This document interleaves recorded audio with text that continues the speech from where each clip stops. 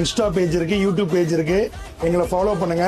கீழே என்னோட நம்பர் இருக்கு, எங்களுக்கு கான்டாக்ட் பண்ணுங்க. பெஸ்ட் ஆஃபரா பண்ணி தரோம். நன்றி, வணக்கம்.